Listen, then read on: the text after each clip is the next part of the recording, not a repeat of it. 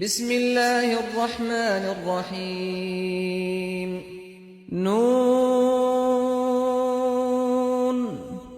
والقلم وما يسطرون ما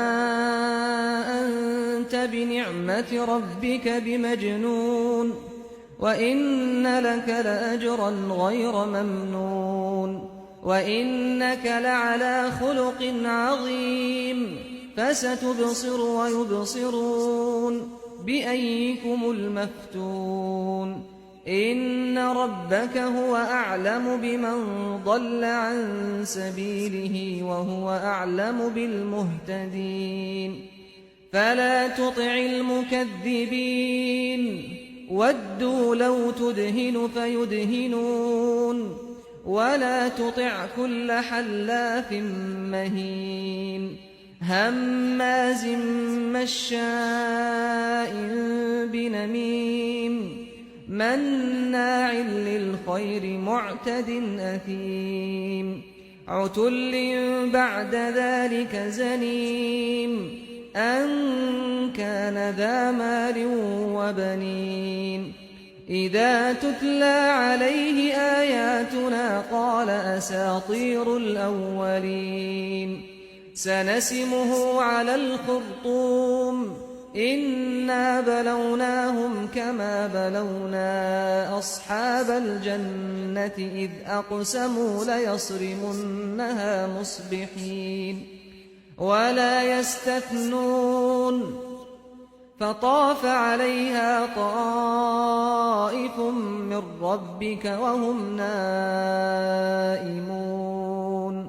فأصبحت كالصريم فتنادوا مصبحين أن اغدوا على حرثكم إن كنتم صارمين فانطلقوا وهم يتخافتون ألا يدخلنها اليوم عليكم مسكين وغدوا على حرد قادرين فلما رأوها قالوا إنا لضالون بل نحن محرومون قال أوسطهم ألم أقل لكم لولا تسبحون قالوا سبحان ربنا إنا كنا ظالمين فأقبل بعضهم على بعض يتلاومون قالوا يا ويلنا إنا كنا طاغين عسى ربنا أن يبدلنا خيرا منها إنا إلى ربنا راغبون كذلك العذاب ولعذاب الآخرة أكبر لو كانوا يعلمون إن للمتقين عند ربهم جنات النعيم أفنجعل المسلمين كالمجرمين ما لكم كيف تحكمون أم لكم كتاب فيه تدرسون إن لكم فيه لما تخيرون